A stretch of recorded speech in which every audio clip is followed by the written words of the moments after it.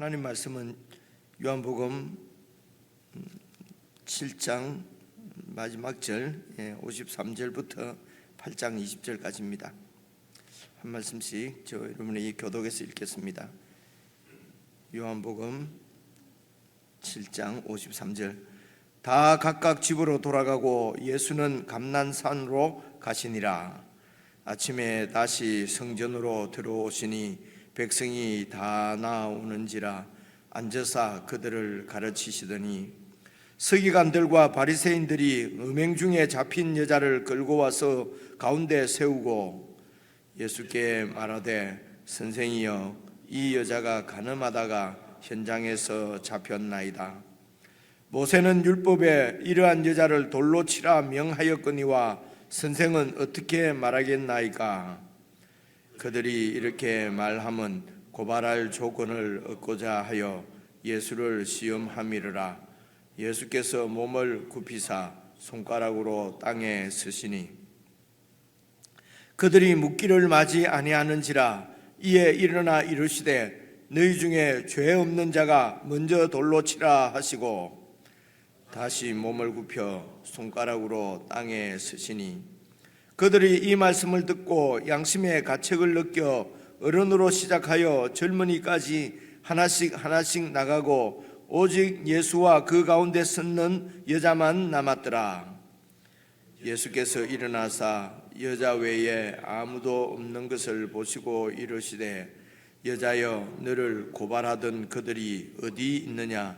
너를 중지한 자가 없느냐? 대답하되 주여 없나이다. 예수께서 이르시되 나도 너를 중지하지 아니하노니 가서 다시는 죄를 범하지 말라 하시니라. 예수께서 또 말씀하여 이르시되 나는 세상의 빛이니 나를 따르는 자는 어둠에 다니지 아니하고 생명의 빛을 얻으리라. 바리새인들이 이르되 내가 너를 위하여 증언하니 내 증언은 참되지 아니하도다. 예수께서 대답하여 이르시되 내가 나를 위하여 증언하여도 내 증언이 참되니 나는 내가 어디서 오며 어디로 가는 것을 알거니와 너희는 내가 어디서 오며 어디로 가는 것을 알지 못하느니라. 너희는 육체를 따라 판단하나 나는 아무도 판단하지 아니하노라.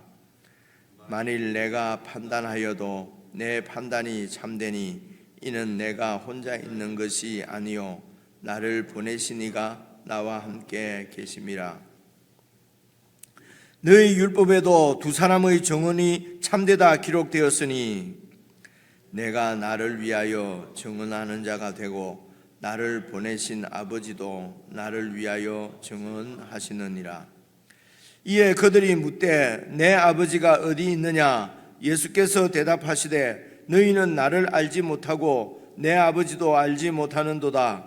나를 알았더라면 내 아버지도 알았으리라. 이 말씀은 성전에서 가르치실 때에 헌금함 앞에서 하셨으나 잡는 사람이 없으니 이는 그의 때가 아직 이르지 아니하였음이르라. 1전에도 말씀드리기를 여러분 그 7장 53절부터 이렇게 그 괄호가 쳐져 있는 거 맞죠? 11절까지 괄호가 쳐져 있는데 말씀드리기를 괄호가 있으면은 이게 그 원본은 괄호가 없는 것이 이제 맞다고 이제 많은 그 학자들은 그렇게 말한다라고 말씀드린 적이 있는 것 같습니다. 그래서 이 부분도 이 괄호가 있는 것은 그 좀 고대에 이런 권위 있다고 여기지는 사본에는 이런 내용이 없다고 합니다. 근데 어쨌든 우리 성경에 지금 이렇게 그 이제 이 기록이 있는 사본을 아마 사용했나 보죠. 이제 우리 성경은요. 그런데 이제 이 말씀도 여러분 잘 이렇게 그 앞뒤 말씀을 연결해서 이렇게 우리가 읽어보면은 어제 말씀에 어쨌든 예수님을 믿으면은 그 생수의 강이 배에서 이렇게 흘러 넘친다는 거지 않습니까? 이것은 어떤 이미지인 것 같습니까? 그러니까 이 땅의 물은 그 순간의 갈증을 해결해 주지만 영생수니까 영원한 갈증을 해결함 받고, 그러니까 그 이미지는 정말 그 평안, 안식, 그리고 또 충만, 그렇죠? 그리고 풍요, 이런 모든 것들을 상징하는 것 아니겠습니까? 그러니까 영적인 그런 은혜를 이제 예수님을 믿으면은 이제 그런 생수의 충만함을 이렇게 누릴 수 있다고 예수님께서 그렇게 말씀하시는 것이거든요. 그리고 우리가 여러 번 그런 생각을 나눴지만은 일단 눈에 보이는 이런 육적인 일은 잘 이해가 오는데, 이런 영적인 일은 잘 이렇게 우리가 이렇게 잘 와닿지 이제 않는 경우가 사실은 실제적입니다. 그래서 이렇게 우리가 이런 세상을 이렇게 육적인 이런 세상을 느끼는 것은 이제 우리에게 이제 실제적으로 구체적으로 오감이라고 하는 이런 감각 기능이 있습니다. 그런데 영적인 이런 사실을 실제를 우리가 느끼고 경험할 수 있는 것은 이제 믿음이거든요. 그래서 그냥 좀 이렇게 편안하게 이렇게 얘기할 때, 그래서 오감이 있고 여인들에게는 육감이 있고 그러잖아요. 그리고 이제 이 영적인 사실을 볼 수 있는 것은 칠감이다. 그 칠감이 이제 믿음입니다. 그래서 믿음은 내가 예수를 믿는다, 그냥 예수를 믿는다 이런 뜻이 아니고요. 예수님 안으로 들어가서 예수님과 완전히 연합해서 그냥 하나가 되는 것이죠. 그래서 이제 연합입니다. 그래서 예수님을 그렇게 그래서 그것을 표현하기를 예수님을 나의 주로 영접한다. 그렇게 하니까 또 내가 주체가 되고 내가 그분을 영접을 하게 되지 않습니까? 그러니까 내 집에 그 주인을 영접을 했으니까 내가 주인이고, 주인이라고 하면서도 그분은 우리의 손님으로서 우리가 그냥 섬겨야 될 대상으로 이렇게 되는 경우가 많이 있습니다. 그래서 천국에 들어간다, 그분의 통치 안으로 우리가 믿음으로 들어가는 것이죠. 그래서 그분이 크시고 그분 안에 이제 우리가 들어가서 그분과 연합돼서 그분과 완전히 하나가 되어서 이제 이런 것도 참 이런 영적인 사실을 이렇게 우리가 좀 이해할 수 있는 말로 표현을 하려고 하니까 이렇게 어려운 것입니다. 그래서 이제 이런 믿음의 사실은 그분과 나만이 알 수가 있고, 그리고 그 믿음의 결과로 나타나는 이런 이제 삶을 공유하는 이제 그리스도인들을 통해서 이제 더 이제 주님을 알아가도록 이렇게, 그래서 이런 주님의 몸인 공동체를 세우신 것이죠. 그리고 주님의 교회가 주님의 몸이라고 하는 것도 주님과 하나라는 얘기지 않습니까? 머리와 몸이 분리가 될 수 없듯이요. 그래서 이렇게 예수님을 정말 믿으면은, 예수님 안으로 들어가서 그분과 하나 되면은, 그러면은 이런 정말 이렇게 쇠하지 않는 그런 소망 가운데, 그리고 더 이상 가라지 않는 그런 영적인 충만함 가운데 이제 살 수가 있다는 것이죠. 그래서 그런 그 영적인 이런 충만한 기쁨, 이런 기쁨 가운데서 제일 기초가 되는 것이 바로 사죄의 은총입니다. 용서받은 은총이죠. 그래서 여러분 마태복음에도 보시면은 그 1만 달란트 빚진 자와 100데나리온 빚진 자, 그 이야기도 보면은 예수님의 그 용서의 은혜, 완전히 그 빚을 도저히 갚을 수 없는 빚을 완전히 탕감해 주시는 그런 그 탕감받은 자의 은혜, 1만 달란트 탕감받은 자의 은혜, 이게 사죄의 은총이죠. 그래서 그 사죄의 은총이 정말 내 가운데 충만하면은 100데나리온 이런 빚은 이런 것은 이제 그 용서를 이렇게 할 수 있는 그런 은혜가, 그래서 내 인격이 변하는 것이 아니라 그분의 은총이 너무 커서, 그래서 그분의 은총이 우리를 이제 이렇게 구원해 가시는 것이거든요. 그래서 오늘 이 말씀도 그렇게 해서 여러분 그 율법 현장에서 잡히게 되면은 이제 3절 보시면은요, 서기관들과 바리새인들이 음행 중에 잡힌 여자를 끌고 와서 예수께 말하되 선생이여, 이 여자가 가늠하다가 현장에서 잡혔나이다. 이래 되면은 돌에 맞아 이제 죽는 것이죠. 그래서 율법의 한계가 뭐냐 그러면요, 현장에서 걸리지만 않으면은 괜찮은 거죠. 현장에서 걸리면은 그는 완전히 돌에 맞아 죽고 말입니다. 걸리지 않고 잘 숨어서 말도 안 되는 소리지만은 이 땅에 있는 율법의 법의 한계가 그렇다는 것이죠. 그래서 그때 하나님이 주신 율법, 이스라엘에게 주신 율법이 그렇게 걸리지만 않고 잘 피해 다니라는 말씀은 아니잖아요, 그죠? 그런데 오늘 우리 현재에서도 법의 맹점이 무엇입니까? 걸리면은 감옥 가는데 안 걸리면은, 그래서 끝까지 부인하고 막 증거를 완전히 없애버리고 그러면은 죄인이 아닌 거예요, 그죠? 죽지 않습니다. 그런데 그냥 정직하게 내가 죄를 지었다, 내가 그렇게 했다 이러면은 그때부터 그이는 완전히 그냥 인격 살인을 당하지 않습니까? 그리고 실제적으로 이렇게 형도 살고 그렇게 됩니다. 그러니까 끝까지 시인하지 않습니다. 절대로 나는 그러지 않았다고 하는 것이죠. 그런데 동물 같으면 모르겠습니다만은 사람은 하나님께서 하나님의 형상대로 지어진 이런 하나님이 주신 양심이 있어요, 그죠? 그래서 아마 이제 6절 보시면요, 그들이 이렇게 말하면 고발할 조건을 얻고자 하여 예수를 시험함이라. 예수께서 몸을 굽히사 손가락으로 땅에 쓰시니, 뭘 쓰고 계시니까 계속 묻습니다. 이 의사를 어떻게 할까요? 현장에서 잡혔는데 율법에는 돌로 치라고 돼 있는데 선생은 어떻게 말하겠습니까? 그래서 그럼 율법대로 해라. 그러면은 그 당시 어쨌든 지배국인 로마가 그들의 사람을 죽이는 사형만큼은 이제 그들의 법으로 이렇게 시행하도록 아마 그렇게 했다고 그래요. 그래서 그냥 돌로 쳐 죽여라 이러면은 이런 로마법을 위반하게 되는 것이죠.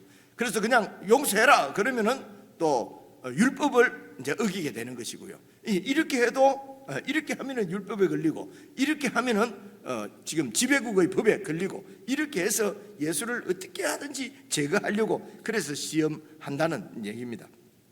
예수님께서 늘 가르치는 말씀에도 이렇게 사랑과 은혜를 말씀하셨는데, 이 여인이 죄를 지었다고 돌로 쳐 죽이라 그러면은 그 예수님의 가르침에도 맞지 않고, 그러니까 여러 가지로 이들은 예수님을 공경에 이렇게 몰아넣을 수 있는 이런 건수를 하나 이제 가지고 와서 예수님을 시험한다는 것입니다. 그래서 이 하나님 말씀에 대해서 가장 잘 아는 사람들이 이 바리새인들이지 않습니까?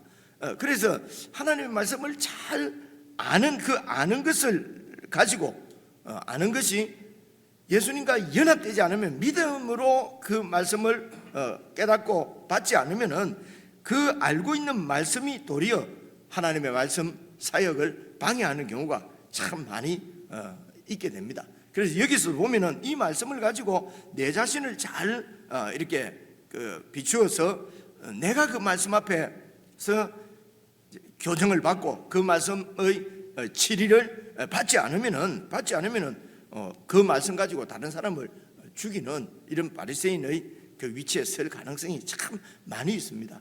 그래서 그 말씀으로 첫째는 내가 우선 그 말씀의 그 인도를, 그 말씀의 치리를 여러분 잘 받아야 돼. 이것은 아무리 강조해도 과하지 않는 것이죠. 특별히 이제 말씀을 가르치는 이런 목회자들, 그리고 교회의 이런 중직자들은 매일 말씀을 묵상해서 머리에만 남으면은 그것이 또 이런 말씀 사역을, 사람을 새롭게 하는 이런 사역을 방해하게 되는 것이거든요.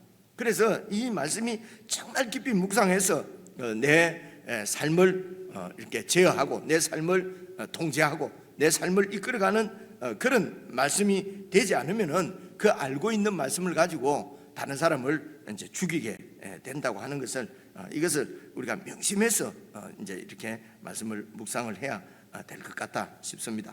그래서 땅에서 이렇게 몸을 굽혀서 손가락으로 땅에 서시니 7절 보시면요, 그들이 묻기를 어떻게 하라 말입니까? 이 사람을 돌로 쳐 죽일까요 말까요? 계속 이제 묻는 거지요. 그래서 너희 중에 죄 없는 자가 먼저 돌로 치라 하고 다시 몸을 굽혀서 손가락으로 땅에 쓰시니, 그들이 이 말씀을 듣고 양심의 가책을 느껴서 어른으로 시작해서 젊은이까지 하나씩 나가고 오직 예수와 그 가운데 서는 여자만 남았다, 이렇게 되어 있거든요. 도대체 무슨 글을 쓰셨을까요?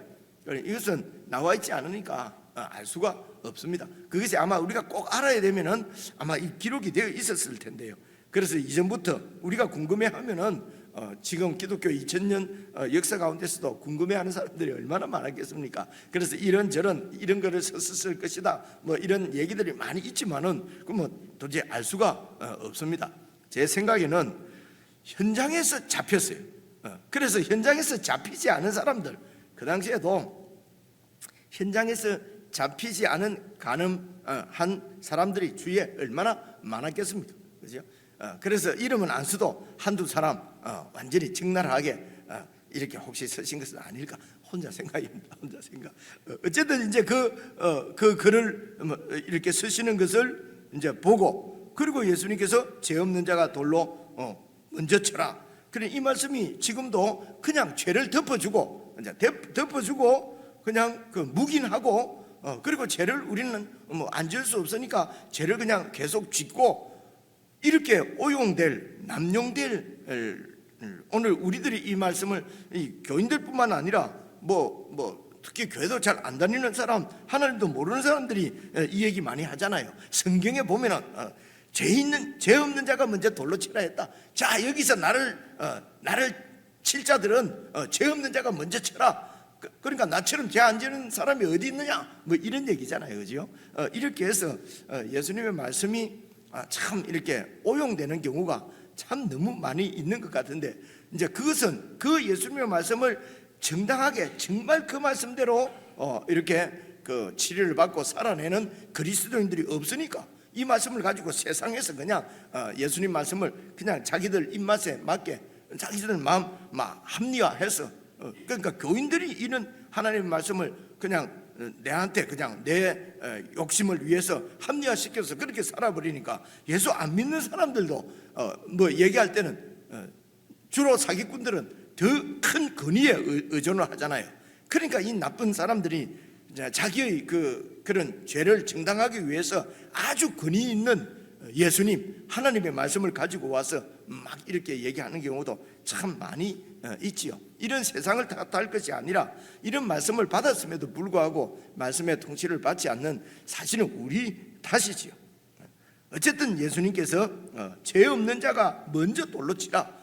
그러니까 이제 그때도 돌을 이렇게 치면은 증인이 먼저 돌을 쳤다네요. 그리고 먼저 이렇게 심판을 하면은 법정에서도 증인이 되어 증언을 해야 된답니다. 그러니까 먼저 이제 돌 치는 것이 군중심리죠. 또 아무도 안 하고 있다가 누가 한 명이 던지면은 막 던지고 막 이러잖아요. 지금도 보면은 그죠? 나서서 하라면은 못 하고 숨어서 그냥 다른 사람 뒤에서 악랄하게 이렇게 정죄하고 뭐 이렇게 하는 경우가 참 많이 있습니다. 세상 나라에서 말입니다. 그래서 이런 세상 나라하고는 완전히 다른 하나님 나라라고 하는 것을 늘 이렇게 우리가 생각을 해야 될 것 같습니다. 그래서 어쨌든 다 떠났어요. 그리고 예수와 그 가운데 서는 여자만 남았더라. 10절입니다. 예수께서 일어나사 여자 외에 아무도 없는 것을 보시고 이르되 여자여 너를 고발하던 그들이 어디 있느냐? 너를 정죄한 자가 없느냐? 대답하되 주여 없나이다. 예수께서 이르시되 나도 너를 정죄하지 아니하노니 가라. 그죠? 나도 너를 정죄하지 않는다. 그러니까 죄를 지어도 뭐 예수님 안에 있으면 너무 편하잖아요. 나를 정죄할 자도 없고 다 죄인이니까 예수님도 나를 정죄 안 하고. 그래서 이렇게 해서 죄가 묵인되고 방조되고 묻혀버리고 이렇게 하면은 이게 생수의 강이 아니지요. 그죠? 아닙니다. 그래서 이어서 나오는 말씀을 잘 보셔야 됩니다. 가서 살아갈 때 이제 다시는 죄를 범하지 말라 하는 것입니다. 그래서 이제는 죄를 지어도 되고 사죄의 은총은 죄 지은 걸 용서받고 또 용서받고 예수님의 피는 뭐 무한하니까 어떤 죄를 지어도 용서받습니다. 맞습니다. 근데 막 죽을 때까지 죄를 지어도 다 용서받습니다. 그 죄 가운데서 빠져나오지 않아도 죄를 용서받습니다 하는 것은 잘 모르겠어요. 그런 얘기는 없는 것 같아요. 여러분 5장에서도 요한복음 5장에서도 그 중풍병자를 고쳐주시고 다시는 이런 그 병이 생기지 않도록 죄를 범하지 말라라고 말씀하셨고요. 오늘도 이 가늠한 여인에게 나도 너를 정죄하지 않으니 가라. 가서 다시는 죄를 범치 말라, 이렇게 말씀을 하시거든요. 그럼 우리가 정말 어떻게 죄를 범하지 않고 살 것인가? 이것은 예수님의 빛이 없으면요, 죄가 뭔지도 우리는 잘 몰라요. 그죠? 그러니까 죄 아닌 것을 죄라고 생각하고 괴로워하고요, 죄를 짓고 있으면서도 그것은 죄가 아니라고 생각해서 편안함을 누리고요, 죄가 아닌데도 죄라고 생각해서 가책을 느끼고 이런 경우가 우리에게는 많이 있습니다. 그래서 예수님의 말씀에 빛이 없으면 죄가 뭔지도 잘 구분이 안 되니까 뭐 죄를 안 짓고 살 수가 없지요. 그렇죠? 그래서 우리 인생들은 어차피 어쩔 수 없이 죄 가운데서 그냥 멸망받아야 될 그런 존재인 것만은 확실합니다. 그렇기 때문에 12절이 필요한 것입니다. 가서는 다시는 죄를 범치 말라. 어떻게 해요? 예수께서 또 말씀하여 이르시되 나는 세상의 빛이니 나를 따르는 자는, 나를 믿는 자는 어두움에 다니지 아니하고 생명의 빛을 얻으리라. 예수님을 믿는다는 것은 그분과 연합된 것이라고 말씀을 드렸습니다. 또 다른 표현이 예수님을 따르는 자입니다. 그냥 뭐 예수님 혹신 가지고 이렇게 쭉 그냥 예수님 가는 대로 뭐 이런 얘기가 아니죠. 나를 따르는 자는, 나를 믿는 자는, 나와 연합된 자는 어둠에 다니지 않고 생명의 빛을 얻게 될 것이라는 것입니다. 그래서 우리가 범죄하지 않을 수 있는 것은 내 결심이 세고 내 신념이 강하고 그렇게 해서 죄를 안 짓는 것이 아니고요, 예수님을 믿어서 죄를 범치 않는다는 것입니다. 생명의 빛 가운데 늘 거하기 때문에, 그래서 어두운 가운데, 죄는 바로 어두운 가운데 거하는 것이거든요. 13절 보시면요, 그렇죠, 어둠에, 12절에 어둠에 다니지 아니하고, 어둠에 다니는 것이 죄라 말입니다. 그래서 그야말로 이런 그 생명의 빛 가운데 살아가는 삶이 여러분 점점 영원한 건데 무슨 발전이 있느냐? 그래, 영원한 거는 온전하고 완전한 겁니다. 그러니까 발전이고 발달이고 뭐 성숙이고 있을 수가 없습니다. 그러나 우리가 육신을 입고 이 땅에 있을 때는 이 예수님의 빛 가운데 거하는 삶도 점점 여러분 이렇게 자라갑니다. 그렇죠? 그래서 믿음이 자란다, 이렇게 표현을 하는 것이죠. 그것이 점점 그냥 그래서 죄를 안 지으려고 하는 것이 아니고요, 그냥 예수님을 믿고 예수님 안에서, 예수님 말씀 안에서 그 영광의 빛 가운데 살아가는 자체가 죄하고는 상관없는 그런 길이라는 것입니다. 그래서 죄를 안 지어야지 막 경계하고 막 결심하고 이렇게 하면은요, 모르고 결심 안 할 때는 죄도 안 지는데 결심하면 오히려 더 죄 짓고 하는 경우가 또 많이 있지 않습니까? 그렇죠? 그래서 죄를 안 짓는 것이 문제가 아니고 예수님과 동행하지 않는 것이 문제입니다. 그래서 우리의 관심은 예수님의 빛 가운데 거하는 것, 예수님과 동행하는 것, 말씀을 묵상하고 말씀 안에 사는 것, 말씀에 순종하는 것. 그렇죠? 그러니까 13절에 바리새인들이 이르되 내가 너를 위하여 네가 너를 위하여 증언하니 아니 네가 뭐 세상의 빛이다 그러는데 그 네 말이지 누가 증인이 되어줄 사람이 있느냐, 이제 이런 얘기지 않습니까? 그러니까 예수님께서 말씀하시기를 14절입니다. 예수께서 대답하여 이르시되 내가 나를 위하여 증언하여도 내 증언은 참되다. 왜냐하면 나는 내가 어디서 오며 어디로 가는 것을 알거니와 너희는 내가 어디서 오며 어디로 가는 것을 알지 못한다. 그래서 이 세상에서는 나를 증언해 줄 사람이 아무도 없다. 그죠? 아무도 없다. 그래서 15절 너희는 육체를 따라 판단하나 나는 아무도 판단하지 않아요. 육체를 따라 판단하니까 나는 그냥 요셉의 아들인 것밖에 거의 더 이상 너희들이 알 수 있는 것은 없지 않느냐. 그죠? 이제 그런 말씀입니다.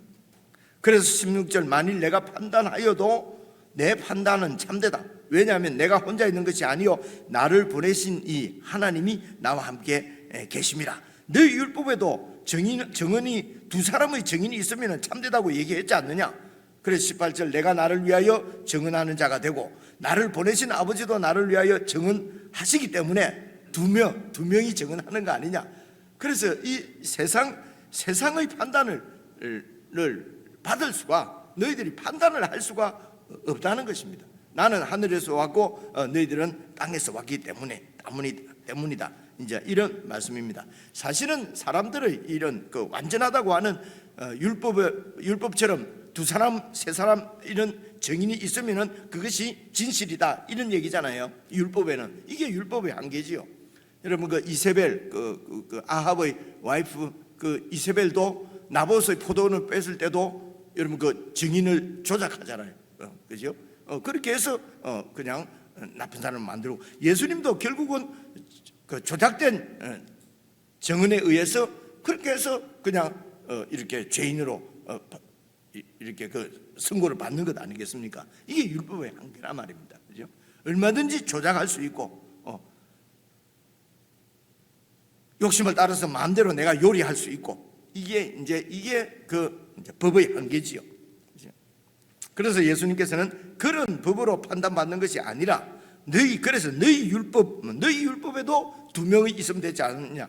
그래서 내가 하늘로부터 온 증거가 나를 보내신 그분, 그리고 하늘로부터 온 나, 이 둘의 증언이면 충분하지 않느냐. 그러니까 19절에 이에 그들이 묻되 네 아버지가 어디 있느냐. 예수께서 대답하시되 너희는 나를 알지 못하고 내 아버지도 알지 못하는도다. 나를 알았더라면 내 아버지, 내가 하늘에서 온 하나 인자인 것을 너희들이 알았더라면 나를 보내신 아버지도 알았을 것이다. 당신이 인자, 하늘로부터 온 인자인 증거를 얼마나 많이 보여주셨습니까? 앞으로도 보여주실 것입니다. 그죠? 나사로도 살리시고 그렇게 해서 정말 하늘로부터 온 증거를 보여주실 텐데도 그런 것을 뻔히 보고도 받아들이지 않는 것이죠. 그래서 20절 이 말씀은 성전에서 가르치실 때 흥금함 앞에서 하셨으나 잡는 사람이 없으니 이는 그의 때가 아직 이르지 아니하였습니다.